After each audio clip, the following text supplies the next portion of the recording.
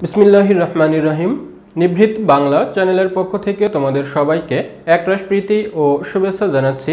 আমি মোহাম্মদ আসিফ করিম শিমুল, প্রভাষক বাংলা, সুলতান Mahmud degree college, Senbag, Noakhali. প্রিয় শিক্ষার্থীবৃন্দ, আজকের ভিডিওতে আমরা আলোচনা করব একাদশ ও দ্বাদশ শ্রেণীর বাংলা প্রথম পত্র থেকে সেই অস্ত্র নামক কবিতাটি। আলোচনার শুরুতে আমরা কবি পরিচিতি সম্পর্কে সামান্যতম ধারণা লাভ করার চেষ্টা করব, তারপর লাইন বাই লাইন কবিতার ব্যাখ্যা দেখে নিব। প্রিয় শিক্ষার্থীবৃন্দ, তোমরা জানো সেই অস্ত্র কবিতাটির রচয়িতা কবি আহসান হাবিব, যিনি জন্মগ্রহণ করেছিলেন তৎকালীন বরিশাল অঞ্চলের পিরোজপুর জেলার শঙ্কর পাশা নামক গ্রামে 1917 সালে। কবি আহসান হাবিবের পরিবার অত্যন্ত দরিদ্র পরিবার ছিল, যার কারণে কবি আহসান হাবিব কিন্তু বেশি দূর লেখাপড়া করতে পারেননি। কবি আহসান হাবিবের পিতার নাম হামিজউদ্দিন হাওলাদার, মাতার নাম জমিলা খাতুন। খুব অল্প বয়সেই কবি আহসান হাবিবের লেখালেখির হাতে খড়ি হয়। স্কুল জীবনেই তিনি বিভিন্ন কবিতা, গল্প লেখা শুরু করেছিলেন। মাধ্যমিক পাশ করার পর তিনি তৎকালীন বরিশালের ব্রজমোহন কলেজে উচ্চ মাধ্যমিক শ্রেণীতে ভর্তি হয়েছিলেন, কিন্তু পারিবারিক অসচ্ছলতার কারণে তিনি অধ্যয়ন শেষ করতে পারেননি। চলে যেতে হয় ভাগ্যান্বেষণে এবং তিনি পাড়ি জমান কলকাতায়। কলকাতায় থেকে তিনি বিভিন্ন ধরনের পেশায় অন্তর্ভুক্ত হয়েছিলেন, কখনো রেডিওতে, কখনো পত্রিকাতে, কখনো সাংবাদিকতায়, কখনো প্রকাশনা সংস্থায় বিভিন্ন ধরনের পেশা তিনি গ্রহণ করেছিলেন। তোমরা জানো 1947 সালে দেশ বিভাগ হয়ে যায়, ভারত এবং পাকিস্তান আলাদা আলাদা হয়ে যায়। দেশ বিভাগের পর 1950 সালে কবি আহসান হাবিব আবার ফিরে আসেন বাংলাদেশে এবং বাংলাদেশে ফিরে এসে তিনি আবারও বিভিন্ন ধরনের পেশার সঙ্গে সংযুক্ত হয়েছিলেন, কিন্তু শেষ পর্যন্ত 1964 সালে তিনি যোগ দেন তৎকালীন দৈনিক পাকিস্তান নামক পত্রিকার সাহিত্য সম্পাদক হিসেবে। পরবর্তীতে যেই পত্রিকাটার নাম হয়েছিল দৈনিক বাংলা এবং মৃত্যু পর্যন্তই তিনি এই দৈনিক বাংলা পত্রিকার সঙ্গেই সাহিত্য সম্পাদক হিসেবে নিজেকে নিয়োজিত রেখেছিলেন।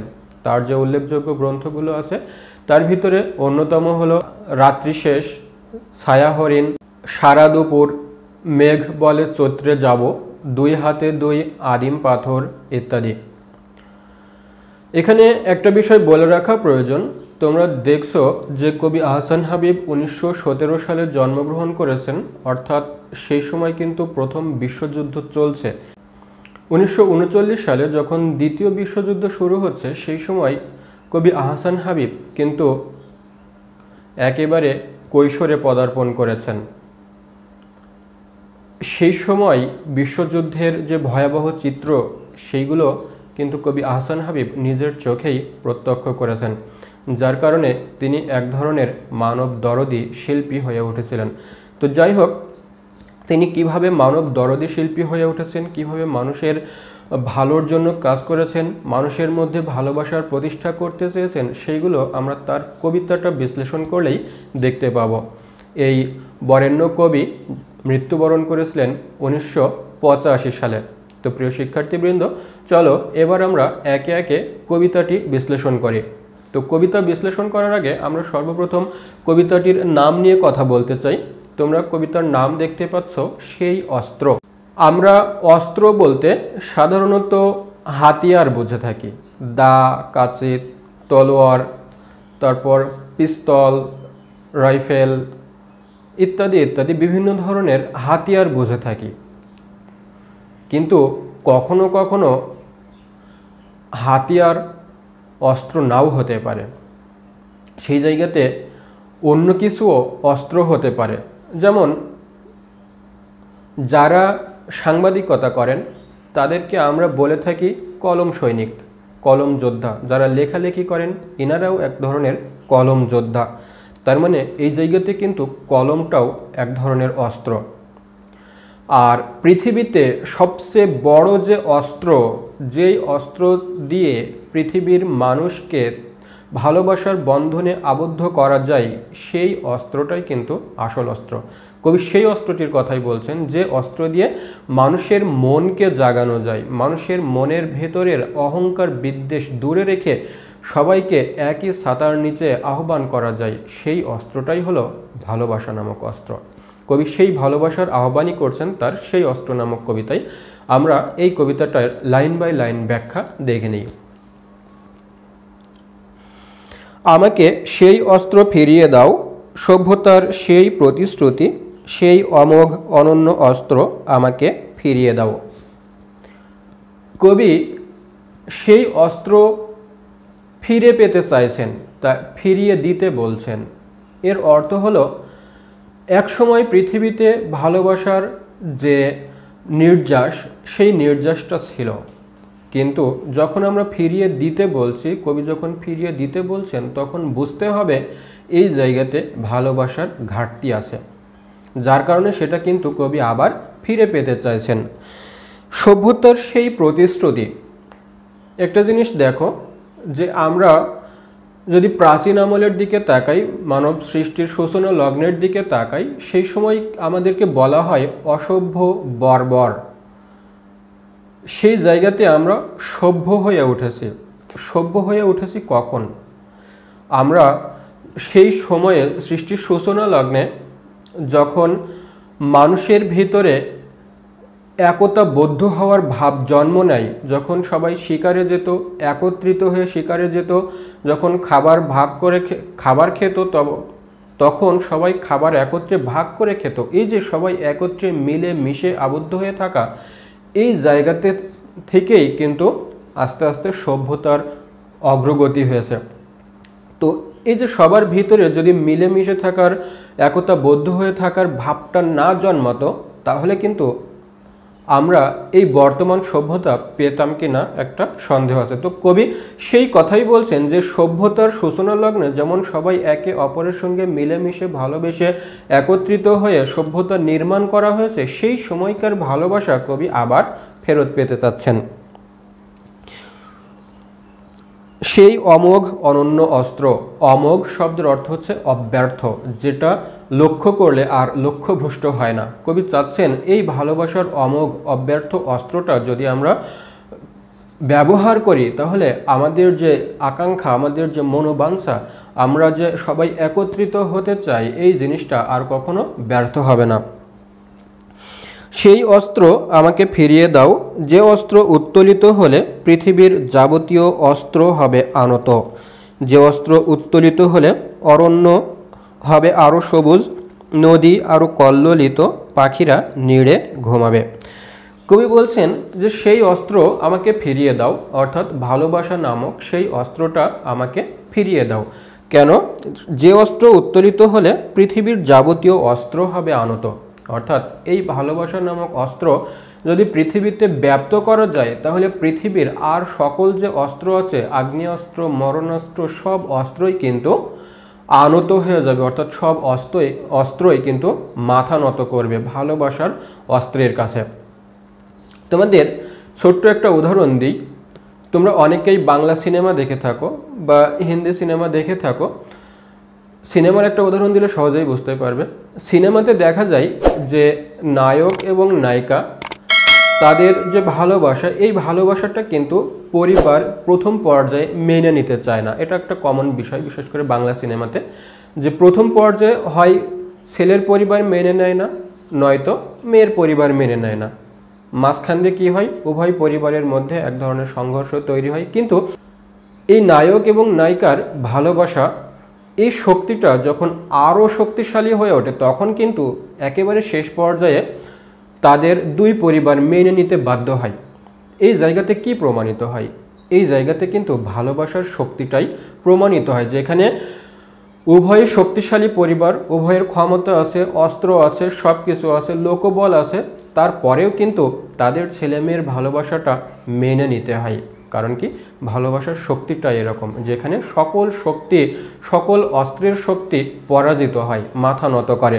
তো কবি এই কথাই বলছেন, যেই অস্ত্রটা পৃথিবীতে ব্যাপ্ত হলে, ভালোবাসার সেই অস্ত্রটা পৃথিবীতে ব্যাপ্ত হলে পৃথিবীর তাবৎ অস্ত্র মাথা নত করতে বাধ্য।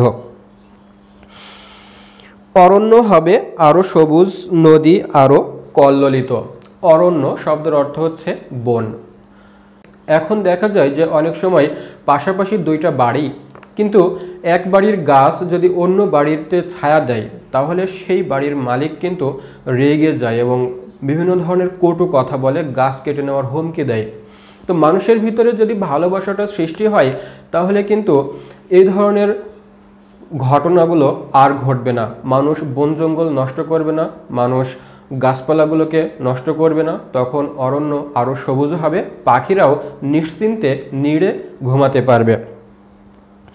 যে অস্ত্র উত্তোলিত হলে ফসলের মাঠে আগুন জ্বলবে না, খা খা করবে না গৃহস্থলী।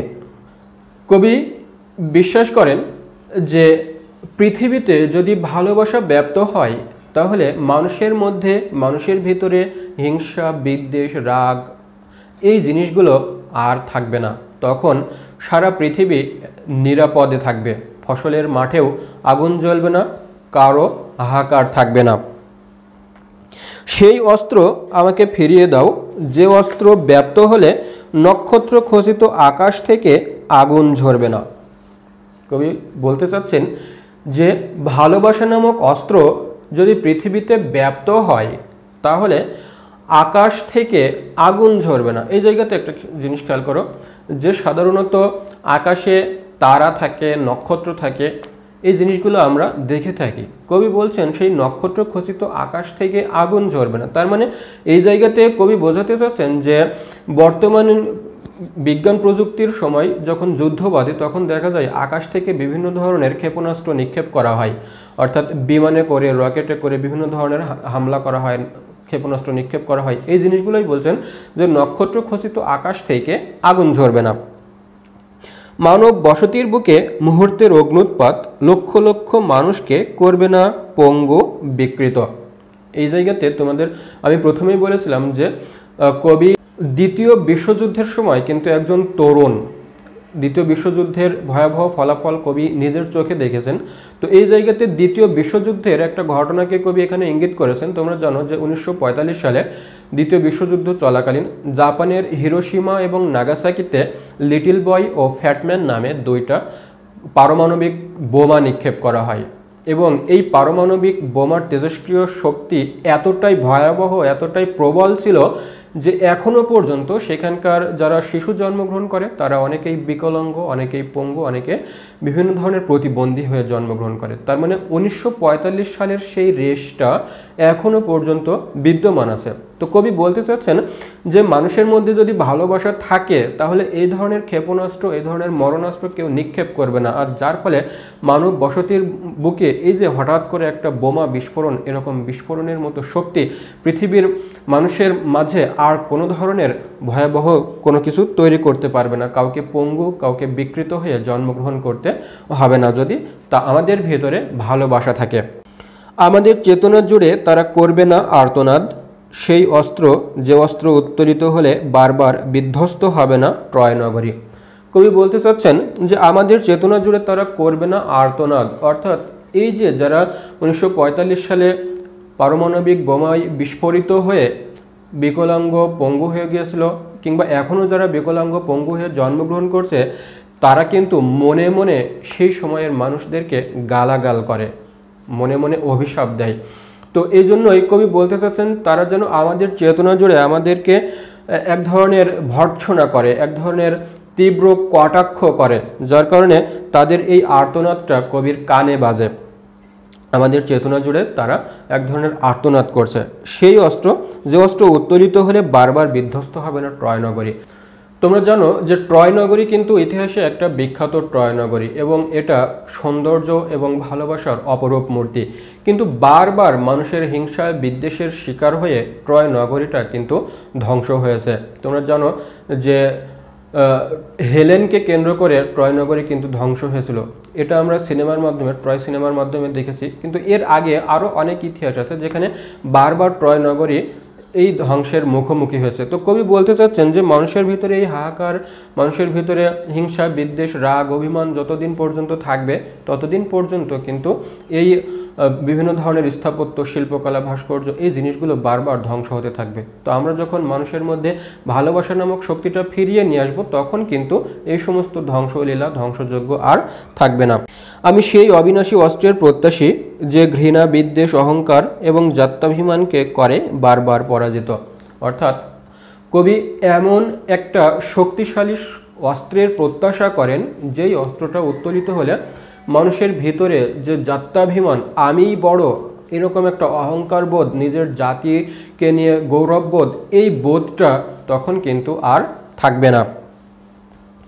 যে অস্ত্র ও আধিপত্যের লোভকে করে নিশ্চিহ্ন, যে অস্ত্র মানুষকে বিচ্ছিন্ন করে না, করে সমাবিষ্ট। অর্থাৎ কবি এমন একটা অস্ত্রের প্রত্যাশা করেন, অর্থাৎ কবি ভালোবাসারই প্রত্যাশা করছেন, যেই ভালোবাসাটা ব্যাপ্ত হলে কি হবে, আধিপত্যের লোভকে নিশ্চিহ্ন করবে। অর্থাৎ আমি যে শাসন করতে চাই, আমি সব কিছু দমন করে রাখতে চাই, এই ধরনের বোধটা ভালোবাসা সেটা নিশ্চিহ্ন করবে। আর কি করবে, মানুষকে বিচ্ছিন্ন করবে না। অর্থাৎ মানুষ যে আলাদা আলাদা হয়ে যাচ্ছে এই জিনিসটা থাকবে না, তখন সবাই সমাবিষ্ট অর্থাৎ একত্রিত হবে। সেই অমোঘ অস্ত্র ভালোবাসা পৃথিবীতে ব্যপ্ত করো। কবি এই জায়গাতে সব শেষে কিন্তু সেই অস্ত্রটার নাম বলছেন, সেই অস্ত্রটার নাম হচ্ছে ভালোবাসা, এবং এই ভালোবাসাটা পৃথিবীতে ব্যপ্ত করতে বলছেন। তো প্রিয় বন্ধুরা, আমাদের আজকের যে কবিতা আমরা আলোচনা করলাম সেই অস্ত্র, এই কবিতাটার মূল কথা হচ্ছে যে পৃথিবীতে ভালোবাসাকে ব্যপ্ত করতে হবে। যেই ভালোবাসা সভ্যতা ফিরিয়ে এনেছে, যেই ভালোবাসা মানুষের মন থেকে জাত্যাভিমান দূর করবে, যেই ভালোবাসা মানুষের মন থেকে হিংসা, বিদ্বেষ, রাগ, অভিমান, ক্ষোভ, ঈর্ষা সব কিছু দূরীভূত করে সবাইকে একত্রিত করে, সবাইকে সমাবিষ্ট করে, সবাই মিলে মনের মতো পরিবেশ সৃষ্টি করে আমরা যাতে জীবন ধারণ করতে পারি, এরকম এক ধরনের ভালোবাসা বা এরকম অস্ত্র কবি ফিরিয়ে পেতে চেয়েছেন বারবার। তো প্রিয় শিক্ষার্থী বন্ধুরা, এই ছিল আমাদের আজকের সেই অস্ত্র নামক কবিতার আলোচনা। আশা করি কবিতাটি তোমরা বুঝতে পেরেছ। আর কবিতাটি যদি সামান্যতম তোমরা বুঝে থাকো, তাহলে অবশ্যই ভিডিওতে একটি লাইক দিবে, কমেন্ট করে তোমার মন্তব্য জানাবে, শেয়ার করে বন্ধুদের মাঝে ছড়িয়ে দিবে। আর বারবার যে কথা বলে থাকি, তুমি যদি চ্যানেলে নতুন হয়ে আসো তাহলে অবশ্যই চ্যানেলটি সাবস্ক্রাইব করে পাশে থাকা বেল আইকনটি বাজিয়ে দিবে, যাতে ভিডিওর আপডেট তোমরা সাথে সাথেই পেতে পারো। প্রিয় শিক্ষার্থী বন্ধুরা, আজকের ভিডিও এখানেই শেষ করব। তোমরা সবাই ভালো থেকো, সুস্থ থেকো, নিরাপদে থেকো, এই প্রত্যাশায় আল্লাহ হাফেজ।